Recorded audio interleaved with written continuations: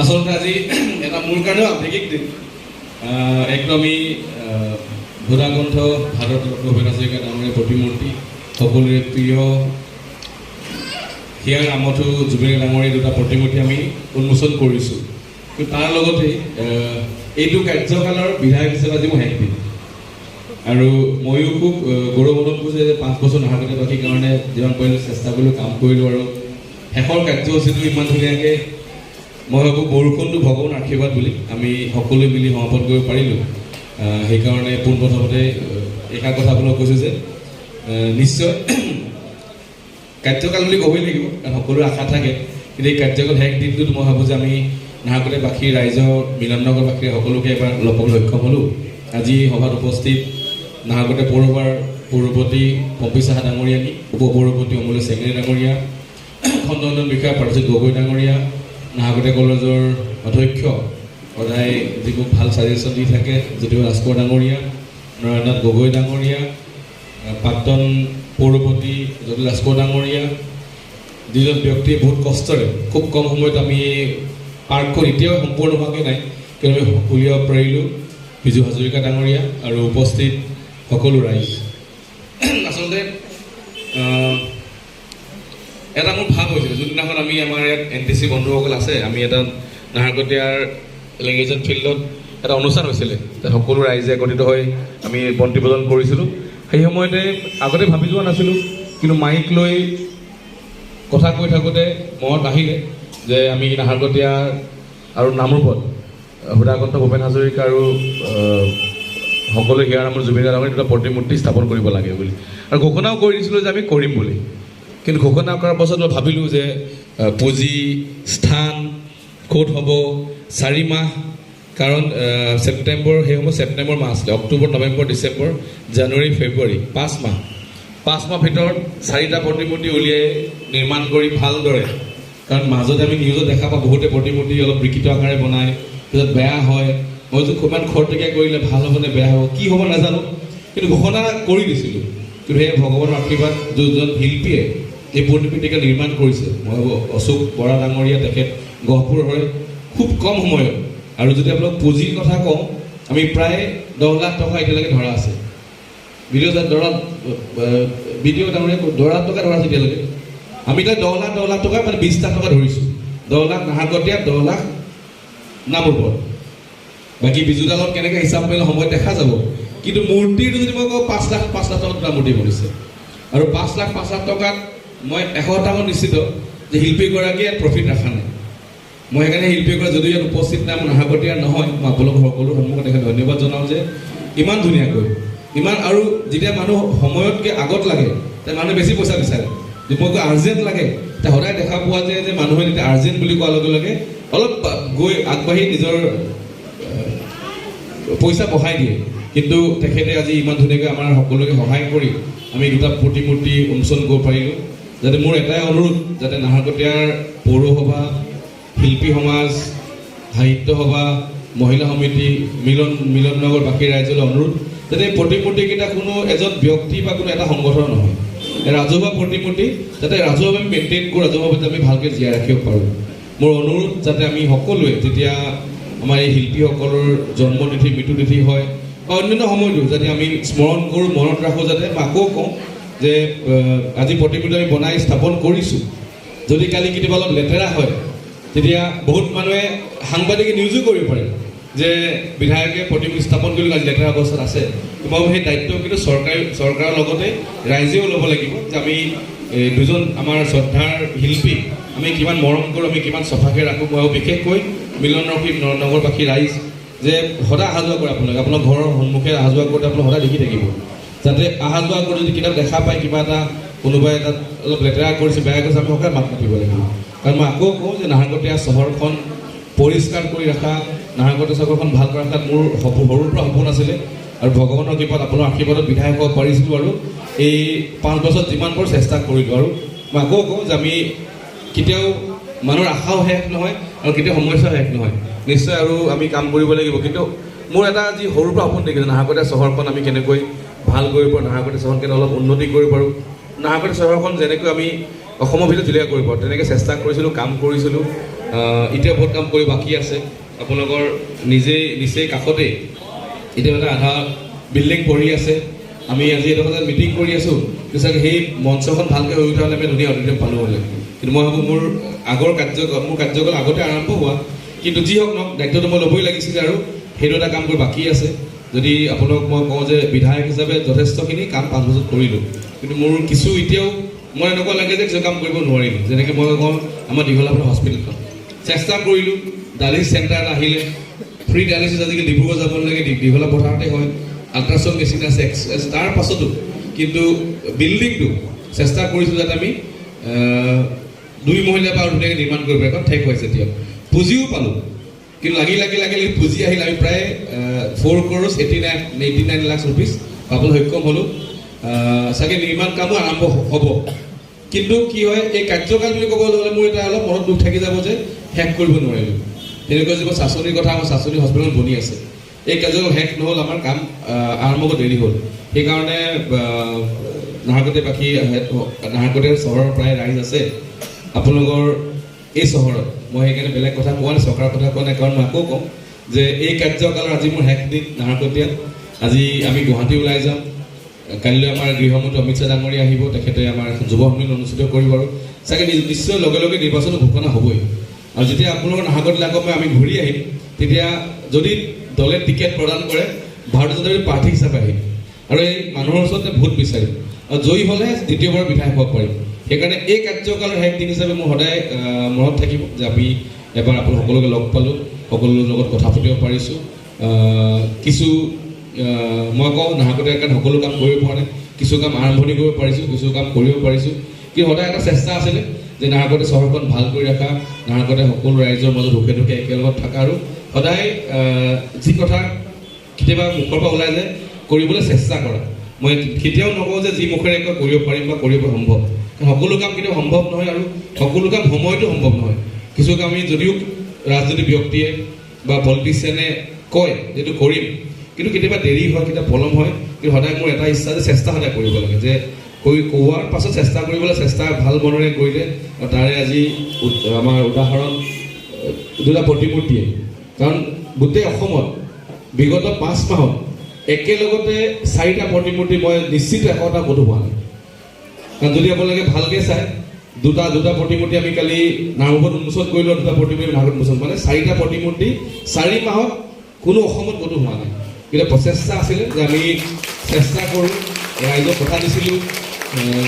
কিমান বাৰে সন্ধিয়া হোৱাৰ লগে লগে মই ফোন কৰিব লগা হয় আৰ্টিষ্টজনক ফটো পঠাব কওঁ তাক এসপ্তাহ মূৰে মই ফটো বিচাৰোঁ যে কিমান প্ৰগ্ৰেছ তো তেখেতেও আমনি পাই যায় চাগে যে MLA কিমান ফোন কৰি থাকে যে অৰ্ডাৰ দিলে কিন্তু প্ৰত্যেক সপ্তাহে কাৰণ মই বুজি পাওঁ যে প্ৰত্যেক সপ্তাহে যদি প্ৰগ্ৰেছ নলওঁ মানে কিমানলৈকে আগবাঢ়িলে কিমান হ'ল আৰু যদি আজি ভিতৰত উন্মোচন নকৰা হ'লে নিশ্চয় আমি 3 মাহ পাছত গৈ পাৰিলোঁ হ'লে আৰু মোৰ বিশ্বাস যে ৰাইজে আশীৰ্বাদ কৰিলে আমাৰ বিধায়ক হ'লো হ'লে কিন্তু যি কথা কৈছোঁ যে এই কাৰ্যকালত কৰিম চাগে অহাবাৰ কৰিলে এনেকুৱা মই থাকি গ'ল হ'লে চাগে যে দ্বিতীয় কাৰ্যকাল হ'ল কিন্তু এতিয়া মই সদায় মানে মানুহৰ চকুত থৈ ক'ব পাৰিম যে যেনেকৈ কথা প্ৰতিশ্ৰুতি দিছিলোঁ এই প্ৰথম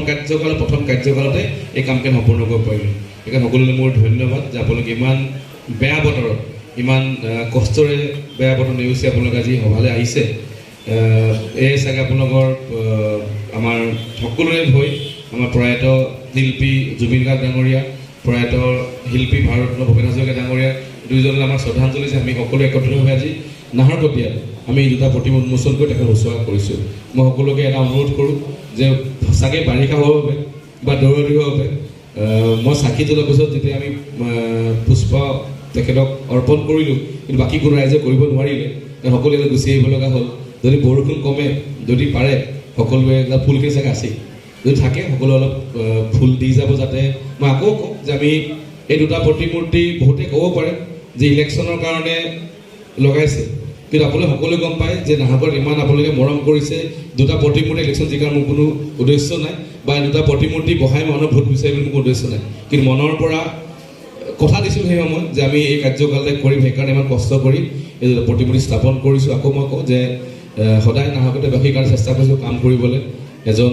সফল বিধায়ক হ'ব পাৰিছোঁ নিশ্চয় অহাবাৰ নিৰ্বাচনৰ পাছতে গম পাম ৰাইজে ক'লেহে গম পাম কিন্তু সদায় চেষ্টা কৰিছিলোঁ মই আপোনালোকে কাম কৰিবৰ কাৰণে আগন্তুক সময়তো নিশ্চয় বিধায়ক হ'লেও চেষ্টা কৰিব লাগিব আমি চেষ্টা কৰি যাতে এখন ভাল নাহৰকটীয়া আমি সকলোৱে মিলি আমি নিৰ্মাণ কৰিব পাৰোঁ আগন্তুক সময়ত তাতে নাহৰকটীয়াত সকলো বস্তু থাকে আমি বহুতে ভাবে আমি যিমান ভাবিলেও নাহৰকটীয়াখনতো আমি গুৱাহাটী কৰিব নোৱাৰোঁ নাহৰকটীয়াখন আমি মেট্ৰ' কৰিব নোৱাৰোঁ কিন্তু যোনডোখৰ জেগাত থাকোঁ সেই জেগাডোখৰ যাতে আমি ভাল সুবিধা ভাল ফেচিলিটি ভাল ব্যৱস্থা আমি যেতিয়া হিৰো বেনাল ওলাইছিলে বিভিন্ন অসমীয়া চিনেমা আহে মানুহে চিনেমা হলৰ কথা কয় বহুতে মোক কয় কিন্তু চাগে ৰাইজেও গম পায় যে চিনেমা হল চৰকাৰে নখোলে চৰকাৰে পাৰ্মিশ্যন দিব পাৰে চৰকাৰে ছাবচিডি দিব পাৰে কিন্তু মোৰ অনুৰোধ যে নাহৰকটীয়া ব্যৱসায় সমাজ ব্যৱসায় মানুহ আগবাঢ়ি আহিব লাগিব আমাৰ চৰকাৰে যথেষ্ট সহায় কৰে আমি সদায় বল্ড ষ্টেপ লওঁ সদায় ব্যৱসায়ী আগবঢ়াই যে ব্যৱসায়ীসকলৰ লগত থিয় দিওঁ কিন্তু যেতিয়ালৈকে ব্যৱসায়ী কৰা ব্যক্তি আমাৰ অসমীয়া যুৱক এণ্টাৰপ্ৰেনিয়ৰ আগুৱাই আহিব নোৱাৰে কিন্তু এখন চহৰ বেছি আগুৱাই যাব নোৱাৰে কাৰণ চৰকাৰে এটা হিমালয় কৰিব পাৰে ভাল ৰেষ্টুৰেণ্ট ভাল হোটেল ভাল খোৱা জেগা ভাল পৰিৱেশ চৰকাৰে কৰিব পাৰিব জানো চৰকাৰে হোটেল খুলিব নোৱাৰে কিন্তু এই ধৰণৰ ভাল হোটেল ভাল ৰেষ্টুৰেণ্ট ভাল ব্যৱসায় আমাৰ এণ্টাৰপ্ৰেনিয়ৰক আগুৱাই আহিব লাগিব বিধায়ক হিচাপে মোৰ দায়িত্ব যে সদায় আমি এইসকল ব্যক্তিক উৎসাহ দিব লাগে আৰু কেনেকৈ পৰিৱেশ সৃষ্টি কৰিব ক'ৰবাত চৰকাৰী মাটি আছে ক'ৰবাত ব্যক্তিগত মাটি আছে পাৰ্মিশ্যন সহায় কৰিব পাৰোঁ মই আপোনাক ক'ব বিচাৰোঁ আমি নাহৰকটীয়া এখন ভাল কৰিবৰ কাৰণে কিন্তু আমি সকলো দিশতে চাব লাগিব নাহৰকটীয়াত এখন CBSE স্কুল নাই ভালকৈ নিশ্চয় আমাৰ ছাত্ৰ ছাত্ৰী যদি ইচ্ছা কৰে যে আমি ছেবাৰ স্কুল আছে CBSE পঢ়িব বিচাৰোঁ আমি আশে পাশে আমাৰ হয় নামৰূপ কেন্দ্ৰীয় বিদ্যালয় বা দুলিয়াজান DPS বা কেন্দ্ৰীয় বিদ্যালয় আছে মোৰ আৰু এটা সপোন আছে যে আমি নাহৰকটীয়াত এখন CBSE স্কুল স্থাপন কৰা এতিয়া মই আকৌ কওঁ যে CBSE স্কুল বুলি কওঁ কিন্তু মই মোৰ নিজৰ স্কুলৰ কথা কোৱা নাই প্ৰাইভেট CBSE স্কুল নহয় আমাৰ চৰকাৰৰ এতিয়া মডেল CBSE এটা ব্যৱস্থা আৰম্ভ হৈছে আৰু মই ভাবিও থৈছোঁ কিমান হ'লেও সম্ভৱ হয় নাজানো আমাৰ নগাঁৱত যি গাৰ্লছ হাইস্কুল আছিলে তাৰ ছাত্ৰ ছাত্ৰী 70 গৰাকী আছিলে ছাত্ৰী 70 গৰাকী ছাত্ৰী এখন হাইস্কুল নিশ্চয় মই ছাকচেছ বুলি নকওঁ কিন্তু যদি সেই ছাত্ৰীগৰাকী যদি আমি নাহৰকটীয়া হাইস্কুল লৈ আহিব পাৰোঁ বহুত বেছি দূৰ 1 কিলোমিটাৰ নিশ্চয় চাগে আহিব পাৰিব আৰু সেই স্কুলৰ প্ৰাংগণত ধুনীয়াকৈ 8 বিঘা 9 বিঘা মাটি আছে আমি এখন আগন্তুক সময়ত নাহৰকটীয়াত আমি CBSE স্থাপন কৰিব পাৰিম তো তেনেকুৱা ধৰণৰ নাহৰকটীয়াত এইখিনি এতিয়া মোৰ সপোন বহুতে এতিয়া মই বিধায়ক ভাবিব পাৰিছোঁ তেনেকুৱা ধৰণে আমি নাহৰকটীয়াত বহুত কৰিব লগা আছে আৰু এতিয়া মই স্কুলে খুলিব পাৰোঁ ছাত্ৰ ছাত্ৰীৰ মাজত ভৰাই দিব নোৱাৰোঁ ছাত্ৰ ছাত্ৰী মই আনিব নোৱাৰোঁ ছাত্ৰ ছাত্ৰী অভিভাৱক আনিব লাগিব ৰাইজে লৈ যাব লাগিব সেইকাৰণে যিমানলৈকে পাৰি ৰাস্তা পদূলি হওক বা অন্যান্য বিভিন্ন দিশত চেষ্টা কৰিছিলোঁ কাম কৰিবলৈ আকৌ কওক যে নাহৰকটীয়া চহৰখন মই উদাহৰণ সকলোৱে আজিকালি নগাঁও দিল্লী ফালে গ'লে মোক বহুতে কয় যে ভাল খুব ধুনীয়া হৈছে এখন ষ্টেডিয়াম নিৰ্মাণ প্ৰায় সম্পূৰ্ণ হৈছে বহুতে মোক সুধিছেও যে নিৰ্বাচনত অপেনিং নকৰ নেকি তেতিয়া মই বহুতক কৈছোঁ এখন মই নিৰ্বাচনৰ কাৰণে বনোৱা ষ্টেডিয়াম নহয় যে নিৰ্বাচনৰ আগত অপেনিং মই দেখাব লাগে এখন এই ষ্টেডিয়ামখন যুগ যুগে নাহৰকটীয়া সমষ্টিৰ ৰাইজে খেলিব পাৰে ল'ৰা ছোৱালী খেলিব পাৰে আৰু যদি মই খৰটকীয়াকৈ অপেনিং কৰি দিওঁ আৰু যদি কিবা থাকি যায় আৰু বেয়া হোৱাৰ পিছত মানুহে মোকে ক'ব যে এখন বেয়া ষ্টেডিয়াম বনালে যদি আপোনালোকে মন কৰে মই কালি ঠিকাদাৰক ফোন কৰিছোঁ কালি কাৰণ ষ্টেডিয়াম নিৰ্মাণ কৰাৰ পাছত কালি প্ৰথম বৰষুণ হৈছে আৰু দুটামান স্পটত ফুটবলত পানী জমা হৈছে আৰু যদি পানী জমা হৈ থাকে ফুটবল খেলিব নিশ্চয় সম্ভৱ নহয় তাত আণ্ডাৰগ্ৰাউণ্ড ড্ৰেইনেজ ছিষ্টেমো আছে তাত স্প্ৰিংকলাৰ পানী দিয়া আণ্ডাৰগ্ৰাউণ্ড ড্ৰেইনেজ ছিষ্টেম আছে তাৰপৰা ঠিকাদাৰকো সুধিছোঁ যে পানীখিনি জমা কিয় হৈ আছে ছাৰ আমিতো বাৰিষা ইতিহাস পাইছোঁ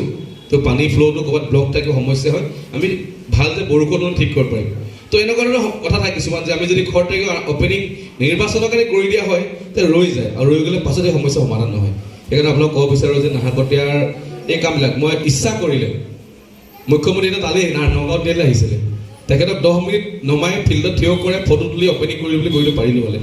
কিন্তু মই আকৌ নকৰোঁ বা নাই কৰা কাৰণ এটাই কাৰণ যাতে এই ষ্টেডিয়ামখন যাতে আমাৰ ভৱিষ্যত প্ৰজন্মই ভাল খেলা ধূলা কৰিব পাৰে ভাল ফেচিলিটি হয় তাত যাতে কোনো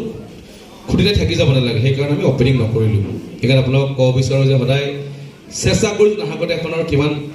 কাম ভালকৈ পাৰফেক্ট কৰিব পাৰোঁ কিমান ফেচিলিটি কৰিব পাৰোঁ মই আকৌ কওঁ যে এতিয়া বহুত কৰিব লগা আছে আমি সেইদিনা ৰাইজে আমাক কৈ আছিলে যে আজিকালি খুব ধূলি হয় নিশ্চয় আমি সকলো চাগে দেখিছে যে নাহৰকটীয়া পৌৰসভা উদ্যোগত আমি এখন ধূলি চাফা কৰা মেচিন কিনি আনিছোঁ কিন্তু এতিয়া বহুতে ক'ব পাৰে যে মেচিন কিনিলে লগে লগে চাফা হোৱা নাই একেদিনাই কৰিব নোৱাৰি নিশ্চয় গোটেই টাউনখন চাফা কৰিবৰ কাৰণে আমাক প্ৰায় 20 দিন সময় লাগিব এখন মিনি ট্ৰাক হয় যদি আমি পইচাৰ কথা কওঁ ডাঙৰ গাড়ীখন প্ৰায় 3.5 কোটি মান টকা লয়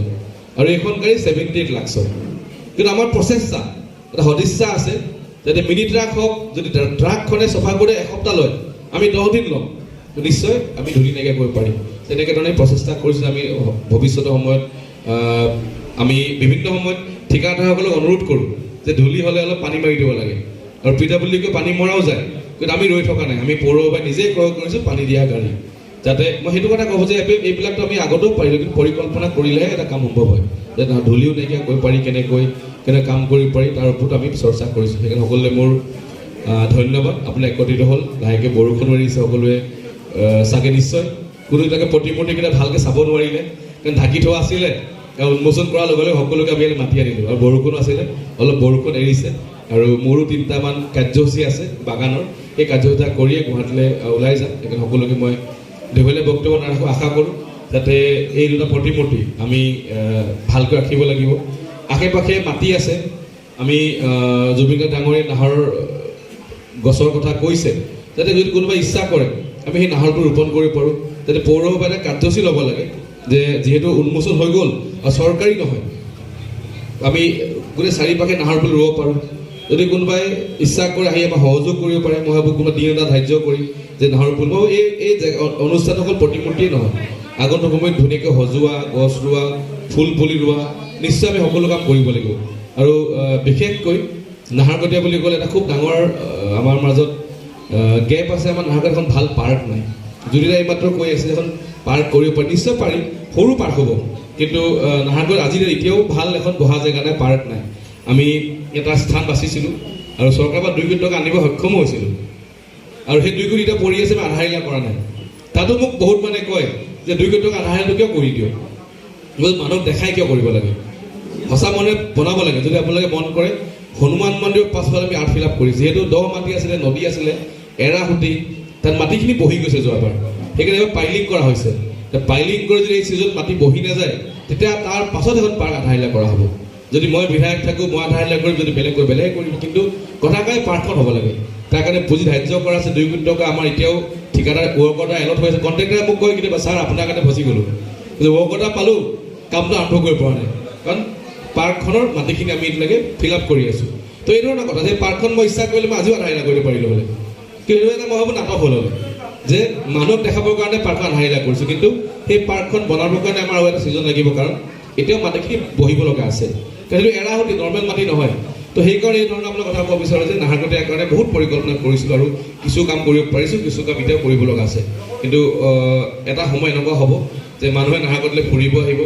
মানুহে নাহৰকটীয়া চাবলৈ আহিব, মানুহে নাহৰকটীয়া অকল নাহৰকটীয়া বুলি ক'লে নাহৰকটীয়া টাউনৰ কথা কোৱা নাই, এইটো সমষ্টিৰ কথা। আমি টিপামত স্বৰ্গদেউ, মোৰো সৌভাগ্য যে মই গৌৰৱ কৰোঁ যে আহোমৰ যুৱক এজন হিচাপে গোটেই আহোম জাতিটো বহুত মানে সঁচাকৈ অনুভৱ নকৰে যে বৰ অসম গঢ় দিয়া ব্যক্তি আছে চুকাফা, স্বৰ্গদেউ চাউলুং চুকাফা। আৰু আমি সঁচাকৈ গৌৰৱ হ'ব লাগে যে স্বৰ্গদেউ চুকাফাই প্ৰথম ভৰি আমাৰ নাহৰকটীয়াত দিছিলে, ক'ত দিছিলে, টিপামত দিছিলে। টিপাম নাহৰকটীয়া সমষ্টিত আছে, মানে ক'ব গ'লে গোটেই আহোমৰ ৰাজত্ব হওক, গোটেই বৰ অসম আৰম্ভ হোৱা জেগাটোকে আমাৰ সমষ্টিত আছে, কিন্তু আজিলৈকে সেই ভাৱটো কিন্তু কোনো ল'ব পৰা নাই। আহোমৰ ৰাজধানী বুলি ক'লে সকলোৱে শিৱসাগৰৰ কথা কয়, নিশ্চয় ৰাজধানী আছিল, মইতো নাহৰকটীয়া ৰাজধানী বুলি নকওঁ, কিন্তু যাত্ৰা ইয়াৰ পৰা আৰম্ভ হৈছিলে। তো সেই জেগাটোকো সেই গৌৰৱেৰে কিন্তু কাম নকৰিলে। এতিয়া আমি তাত প্ৰকল্প লৈছোঁ, অল ইণ্ডিয়া 5 কোটি টকা, এনআইএলে 5 কোটি টকা দিছে, অসম চৰকাৰৰ পৰা 2-3 কোটি টকা পাইছোঁ, প্ৰায় 13 কোটিমান টকাৰ প্ৰকল্পটো আৰম্ভ। যদি আপোনালোকে চাই, যদি জয়পুৰ যায়, এতিয়া মূৰ্তি এটা স্থাপন হৈ গ'ল, মূৰ্তি বনি তাৰ কালাৰ হৈ আছে। নিশ্চয় আকৌ মই কওঁ যে কণ্ট্ৰেক্টাৰে মোক কৈছে ইলেকশ্যনৰ আগত মূৰ্তিটো উন্মোচন কৰি দিয়ক, মানুহে গম পাব চুকাফা মূৰ্তি এটা বনি আছে। মই কৈছোঁ কিয় নাটক কৰিব লাগে, কাৰণ পাৰ্কখন সম্পূৰ্ণ উঠা নাই, পাৰ্কখন সম্পূৰ্ণ হৈ উঠিবৰ কাৰণে আৰু সময় লাগিব, কাৰণ পাহাৰৰ ওপৰলৈ বস্তু কেৰি কৰোঁতে সময় লাগে, বা বস্তু কেৰি কৰাৰ অলপ অসুবিধা, তো লাহে লাহে বনি আছে। কিন্তু মই আকৌ এইটোৱে কওঁ যে আমি আগন্তুক সময়ত এই চুকাফা পাৰ্কখনেই হওক, জয়পুৰ পাৰ্ক হওক, জয়পুৰ এখন ফৰেষ্ট পাৰ্ক, দিহিং পাটকাইৰ ওপৰত পৰিকল্পনা আছে, এই গোটেইবিলাক হৈ উঠিলে নিশ্চয় নাহৰকটীয়া সমষ্টিলৈ মানুহ ভৱিষ্যতে ফুৰিব আহিব। আৰু যদি নাহৰকটীয়া এই দিহিং পাটকাইও চাব আহে, নিয়েৰেষ্ট টাউন নাহৰকটীয়াখনে আছে, নাহৰকটীয়া মানুহ ইকনমি ভাল হ'ব। যদি মানুহ বাহিৰৰ পৰা ফুৰিব আহে, থকা জেগা বুলি ক'লে সকলো টাউনত যাব বিচাৰে, ঠিক আছে, ফুৰিবৰ কাৰণে আমি 10 কিলোমিটাৰ গাড়ী লৈ যাম, কিন্তু ঘূৰি আহি আমি ইয়াতে চহৰত থাকিব পাৰোঁ। যদি ইয়াত মানুহে হোমষ্টে খোলে, ভাল হোটেল খোলে, নিশ্চয় আগন্তুক সময়ত মানুহে ইয়াত সেই ধৰণৰ ব্যৱসায় কৰিব পাৰিব। মই আকৌ কওঁ, যদি কোনোবাই দিহিং পাটকাই ফুৰিব যায়, স্বৰ্গদেউ চুকাফা ইমান ধুনীয়াকৈ আমি পাৰ্ক বনাম, আগন্তুক সময়ত 100% হাজাৰ হাজাৰ লাখ লাখ মানুহ গোটেই অসমত চাবলৈ আহিব। চাই ঘূৰি অহাৰ পিছত যদি ভালকৈ ঘুমাই ক'ৰবাত কিবা খাই যাওঁ, চাহ খাই যাওঁ, বহোঁ, থাকোঁ, নিশ্চয় নাহৰকটীয়া চহৰখনে বাচিব, কাৰণ নিয়েৰেষ্ট টাউন নাহৰকটীয়া। কিন্তু সেই ধৰণৰ ব্যৱস্থা থাকিলেহে তেখেতলোকে ইয়াত দলিয়াই যাবগৈ আৰু নহ'লে সেইকাৰণে মই ভাবোঁ যে নাহৰকটীয়াৰ ভৱিষ্যতে খুব ভাল সম্ভাৱনাপূৰ্ণ এখন চহৰ হ'ব গৈ আছে। সেইকাৰণে আমি আগৰ পৰাই ৰাস্তা ৱাইডনিং কৰা, ফেচিলিটি বনোৱা চেষ্টা মই কৰিছোঁ। কাৰণ মই মোৰ ভিজন দেখি পাইছোঁ। মই গম পাওঁ যে 15 বছৰ পাছত নাহৰকটীয়া কেনেকুৱা হ'ব, সেইটো সপোন দেখিয়ে কাম কৰি গৈ আছোঁ। কিন্তু তাৰ লগতে যদি ৰাইজেও সহায় কৰে, মই ৰাইজে সহায় মানে কি, মই ভোট দিয়াৰ কথা কোৱা নাই, ব্যৱসায় বাণিজ্য এষ্টাব্লিছমেণ্ট ছেটআপ, তেতিয়া আপোনালোকৰ ইকনমিটো ভাল হ'ব আৰু আমিও বাহিৰৰ পৰা টুৰিষ্ট আহিলে, মানুহ আলহী আহিলে আমি ইনকম কৰি তেখেতেও ভাল পালোঁ। সেইকাৰণে আগন্তুক হয় কাজিৰঙা, বোকাখাত একোৱেই নাই, কিন্তু কাজিৰঙাখনৰ কাৰণে গোটেই মানুহৰ ইকনমি জীয়াই আছে। তাত মানুহ হাজাৰ হাজাৰ লাখ লাখ টকা ইনকম কৰিছে। সেনেকৈ যে কাজিৰঙাখন টুৰিষ্ট আহে। গতিকে আগন্তুক সময়ত আমি চেষ্টা কৰিছোঁ যে নাহৰকটীয়া সমষ্টিলৈও টুৰিষ্ট আহিব, বাহিৰৰ মানুহ আহিব। তেওঁ আশে পাশে ডিব্ৰুগড় জিলাৰ আশে পাশে চানডে দিনটো ফুৰিব জেগা নাই। মানুহ আজিকালি অৰুণাচললৈ যায়, মানুহে আজিকালি নামচাই যায়, এই পানী ৰিজৰ্টকেইটা আছে, ধলাশদিয়া ব্ৰিজ পাৰ হৈ আগলৈ ফুৰিব যায়। মানুহক চেঞ্জ লাগে ন, দিনটো কষ্ট কৰি এটা দিন পাই ফুৰিব যায়। কিন্তু যদি আমি এই গোটেই দিহিং পাতখন ভাল কৰি লওঁ, যদি আমি চুকাফা পাৰ্কখন ভালকৈ বনাওঁ, ব্যৱস্থাখিনি নিশ্চয় নিয়েৰেষ্ট পইণ্ট হিচাপে নাহৰকটীয়ালৈ ফুৰিব আহিব। বোলে দিহিং আমি অৰুণাচল নাযাওঁ, সময় অকল আমাৰ 5 ঘণ্টা আছে, আমি নাহৰকটীয়া যাওঁ, আমাৰ ধুনীয়া ব্যৱস্থা কৰা হৈছে, চাই আহোঁগৈ। বহুত তেনেকুৱা কৰি লাহেকৈ আমি এই নাহৰকটীয়া এখন আগন্তুক সময়ত, কাৰণ Duliajan industrial town, Namrup industrial town, তাত ইণ্ডাষ্ট্ৰি হ'ব। সেই টাউনবিলাক যদিও ধুনীয়া, কিন্তু ইণ্ডাষ্ট্ৰিয়েল টাউন হিচাপে তাৰ এটা লিমিটেশ্যন আছে। কিন্তু আমাৰ যিহেতু এখন ছ'চিয়েল টাউন, আমি ইয়াত কাম কৰিব পাৰিম আগন্তুক সময়ত। সেইকাৰণে টাউনখন বিস্তাৰ কৰাৰ ক্ষেত্ৰত আমি নগদ এইফালে বহাই লৈ গৈ আছোঁ। কাৰণ আমি এইফালে নদীখন পাৰ কৰিব নোৱাৰোঁ, বাগানখিনি উচ্ছেদ কৰিব নোৱাৰোঁ। বহুত মানুহ আগতে আমাক কয় টাউনখন কেনেকৈ আগবাঢ়িব যে চবফালে বাগান নদী আছে। তো আমি সেইকাৰণে টাউনখন আজি নগদ এইফালে লৈ গৈ আছোঁ। টাউনখন ডাঙৰ হ'ব পাৰে, বহল হ'ব পাৰে, যাতে নাহৰকটীয়াখন অকল আগতে সৰু হৈ নাথাকে, যাতে আমি লাহে লাহে আৰু ডাঙৰ কৰি লৈ যাব পাৰোঁ। সেইকাৰণে সকলোকে মোৰ ধন্যবাদ যাতে আপোনালোকে ভবা নাছিলোঁ এইবিলাক কথা কওক। যিহেতু উদ্দেশ্যটো এটা প্ৰতিমূৰ্তি আছিলে, কিন্তু আপোনালোকক পাওঁতে যিহেতু মোৰ আজি এই কাৰ্যকালৰ শেষ দিন, বিধায়কৰ শেষ বুলি নকওঁ, এই কাৰ্যকালৰ শেষ দিন, সেইকাৰণে এই কথাখিনি মোৰো মনত আহিছে, ময়ো আৱেগিক হৈছোঁ। সকলোকে অৱগত কৰি যাতে সকলোৱে আগন্তুক সময়ত যদি পাৰে আশীৰ্বাদ কৰোঁ, যাতে আকৌ আপোনালোকৰ মাজত এনেকৈ আহিব পাৰোঁ, কাম কৰিব পাৰোঁ। আৰু সকলোলৈ ধন্যবাদ। শেষত যাতে এই প্ৰতিমূৰ্তিকেইটা আমি সদায় জীয়াই ৰাখিব লাগিব। আৰু বিশেষকৈ প্ৰতিমূৰ্তি স্থাপন কৰাৰ মোৰ উদ্দেশ্য, নাহৰকটীয়াত আজিলৈকে প্ৰতিমূৰ্তি নাছিলে, কাৰোৱেই নাই, চাগে প্ৰথম প্ৰতিমূৰ্তি হয়। তাৰ লগতে এই যে সৰু সৰু ল'ৰা ছোৱালীকেইটা আছে, এই কণমানি ছাত্ৰ ছাত্ৰীকেইটাই চাগে এতিয়ালৈকে জুবিন গাৰ্গ ভূপেন হাজৰিকাৰ গান শুনা নাই, বুজিও নাপাব। কিন্তু আজিৰ পৰা যেতিয়া ডাঙৰ হ'ব, তেখেতলোকে কেতিয়াবা যদি এইফালে পাৰ এতিয়া সৰুটো পাৰ হৈ যায়, তেতিয়া নিশ্চয় সুধিব যে মা বা দেউতাৰ মূৰ্তিকেইটা কাৰ হয়। দেখিবনে ইমান ডাঙৰ মূৰ্তিকেইটা আছে, কাৰ হয় বুলি ক'লে প্ৰশ্ন উঠে। যোন মাক দেউতাকে জানে উত্তৰ দিব, যোনে নাজানে গুগল চাৰ্চ কৰিব, ডাঙৰ হ'ব গুগল চাৰ্চ মাৰিব, কিতাপ চাব, নিশ্চয় তেতিয়া অধ্যয়ন কৰিব আৰু গম পাব যে কোন দুজন ব্যক্তি কেনেকুৱা আছিলে, কি কৰিছিলে, কি কাৰণে আজি এই দুটা প্ৰতিমূৰ্তি স্থাপন কৰিব লগা হৈছে। সেইকাৰণে যাতে সদায় আমি তেখেত দুজনৰ স্মৃতি জীয়াই ৰাখিব পাৰোঁ, প্ৰতিমূৰ্তি স্থাপন কৰা হৈছে, যাতে আগন্তুক সময়ত আমি এনেকৈ আৰু সদায় একত্ৰিত হৈ লগ পাই থাকিম, নাহৰকটীয়াৰ কাৰণে চৰ্চা কৰিম। এইখিনি আপোনালোক মোক ক'বলগীয়া কথা। সকলোলৈ ধন্যবাদ, নমস্কাৰ। ধন্যবাদ।